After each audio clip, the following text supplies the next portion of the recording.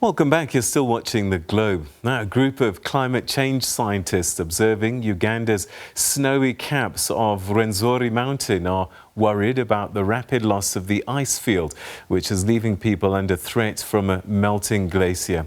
The Rwenzori mountain is a Unesco World Heritage site on the border between Uganda and the Democratic Republic of Congo.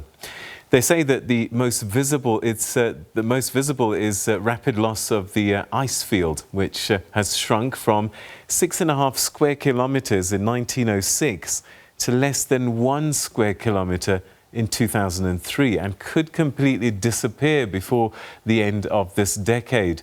And this is according to research. And they observed that in 2012, forest fires reached altitudes above 4,000 meters, which would have been inconceivable in the past, devastating vegetation that controlled the flow of the rivers downstream. Now, since then, the communities living at the foot of the Rwenzori have suffered some of the most destructive floods the area has ever seen, coupled with a pattern of less frequent but heavier rainfall. Professor Richard Taylor is a geographer at the University College London and is part of a team looking into this disturbing phenomena. He joins us now to give us a little bit more insight into the glacier problem in Uganda and also importantly the issues of climate change for the region, as well as responsibility of polluting nations to help ease the problem. He joins us now via Zoom from London. Thanks very much indeed for joining us, and welcome to the programme. Thank you very much for inviting me. Pleasure to be here. All right, so this is quite a remarkable story when just looked at those statistics about the shrinkage of this glacier between 1906 and 2003, I think. How serious is the loss of this ice cap? It's serious in the sense that it is a definitive indicator that the climate has changed. So. The glaciers have persisted at the near the summit of the Rwenzori Mountains for thousands of years, and we are now, it's last chance to see time now. Certainly, I would expect the area covered by glaciers now to be less than half a square kilometer, perhaps. And of course, at these, with such tiny ice fields, now it becomes remarkably difficult to keep monitoring their area. It requires field surveys. Doing it by satellites is, the resolution is just as insufficient. But anyway, the big picture question here is, I should say that locally speaking, because the glaciers are so small now, they are not a substantial contributor of meltwater flows to the rivers downstream. So really what they represent is this fundamental change in the climate. And the change in the climate, in this case, in the Rwenzoris, is driven by warming. So global warming is the culprit here in driving deglaciation towards the summit of the glaciers at the summit of the Rwenzori Mountains. And one often overlooked impact of warming is we immediately think of melting and melting ice, and that's clearly part of the story here. Another part is that a warmer atmosphere leads to this intensification of rainfalls that you started in the introduction. And so essentially one of the consequences that we're seeing now is the intensity of the flood events is much greater or is increasing. And we would expect that climate change is really going to be one of the drivers of this intensification of rainfall, where the heavy rains are much heavier and we have longer, more persistent droughts.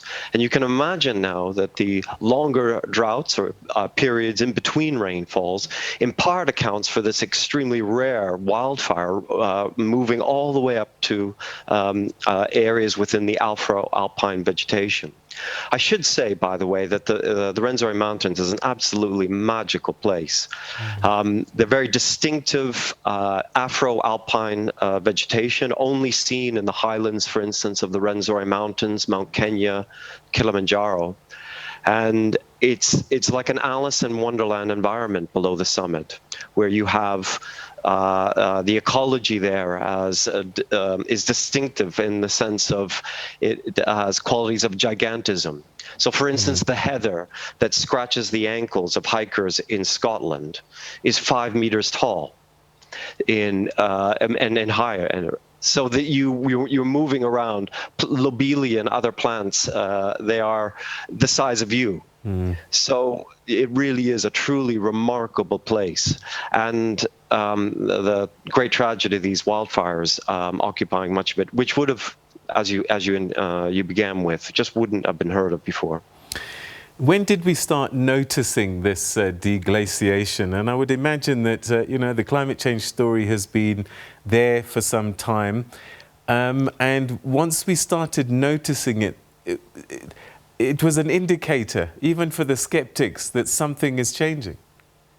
Yes, I guess that's one important bit to note. If we think of tropical alpine glaciers, so the ice fields of East Africa, combined, say, with ice fields that are found in Peru and also in Indonesia, their relatively rapid retreat that has been observed, particularly over the last 30 or 40 years, these are quite definitive markers of a change in the climate in a way that glaciers, for instance, in the European Alps and in other locations of, say, Norway and New Zealand, are less so. At higher elevations, they have much greater seasonality in temperature and in climate. Whereas when you are in the kind of equatorial zone, the Rwenzori Mountains reside right on the equator, they have a very consistent temperature over the year. So what that means is the glaciers are very, there isn't noise. The background level of those glaciers isn't tremendous noise like you would get at much higher latitudes. In the tropics, the background noise is very limited, meaning that the seasonality in the size and extent of the glaciers is very small. And so when we see this consistent retreat, then we know, and decline in the glacial mass, then we know we are looking at a change in the climate itself. You mentioned this already in an earlier answer, but I'm now curious, over time, how the ecology of the region has changed. Have animal life come under threat? Fauna, flora changed? The glaciers themselves are quite a sensitive indicator. What you will begin to see is that the habitat, essentially, where particular flora and fauna can operate in, becomes a narrower and narrower window, right? As essentially what you can see is those, we call them ecotones, those environments begin to move up the mountain with warming, and then the area that they're able to occupy becomes less and less. So we're not going to see the immediate disappearance of this Afro-alpine vegetation, but we are there are risks, of course, to these habitats. I think the bigger thing that is worth mentioning, and this is something that's distinctive about the recent news coming out of how it's impacting the lives of people, particularly in the foothills of the Rwenzori Mountains, is we've all know, okay, climate change is here. Most people have now been convinced by this. Of course, the scientific community is in agreement here. Something that's somewhat overlooked has been warming. Not only leads, in this case, to melting and the movement from ice into water or into the atmosphere. The warming of the air itself, and the warming of the air in the tropics in particular, is amplifying the intensity of these flood events and prolonging the droughts.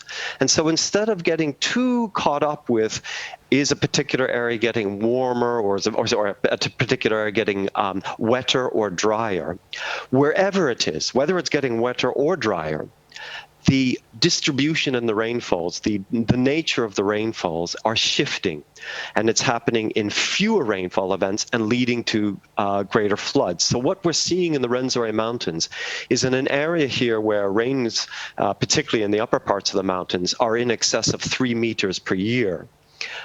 what you're seeing is the intensity of these flood events is eroding bridges, impacting the ecology downstream, and particularly impacting crops as well. And infrastructure such as small-scale hydropower generation, these now have to adapt to this very changing and much greater floods, and then, of course, much greater low flows or drier periods. And I suppose the lesson for us beyond the Rwenzori Mountains itself is this is something that we're experiencing in tropical Africa more generally. And and the requisite bit of many of the communities, particularly say the Bakonzo, who reside around the Rwenzori Mountains, their contribution to the global warming and CO2 emissions is, of course, negligible. So that through no fault of their own, they are witnessing the destruction of their of a habitat, but also you may be aware that Bakonzo's cosmology, their deity, is rooted in the snow and ice cover itself.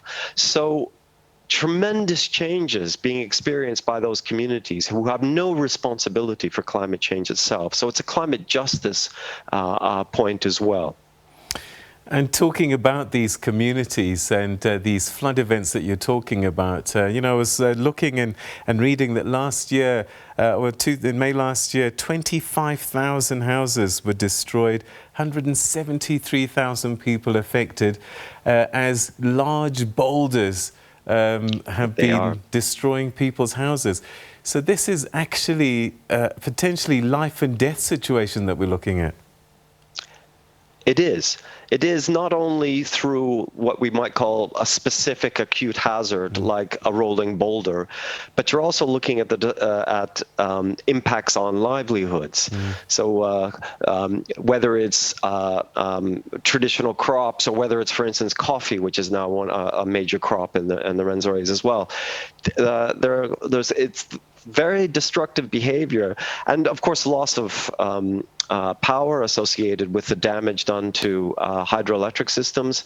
So there are many different impacts that are affecting not only livelihoods but also these more acute risks.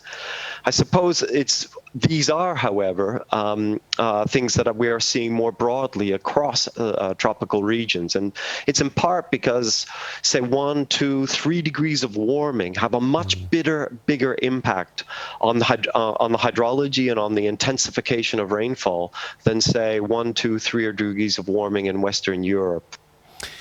The carbon footprint on our continent in proportion isn't as big as the rest of the world, particularly in the industrialized nations. So it seems that Africa, in great part, is suffering the consequences of what's being done in other parts of the world. Does the US, China, Europe owe some responsibility to the people of Rwenzori? Absolutely it does. Now, there is a mechanism for this, the Green Climate Fund, and I'm sure there will be much that will be discussed in relation to the Green Climate Fund, to how it is being used, how is it critically, how is it being supplied with funds. And then, of course, there is the COP meeting at the end of this year in Glasgow. And so clearly there is going to be, you would call it the politics of that, and will, for instance, those who are primarily responsible for the emissions that are driving climate change, will they ante up? Is there any kind of restoration process that can be had, or are we just at the mercy of the climate that's being changed? No, certainly adaptive strategies are central to having more climate resilient communities. There are a couple of interesting bits to note here. One, of course, that local initiatives which involve tree planting and other ways of trying to increase the stability, recognizing, of course, the vital role that that trees are playing in terms of inhibiting soil erosion and improving the structure of the riverbanks where the floods are taking place.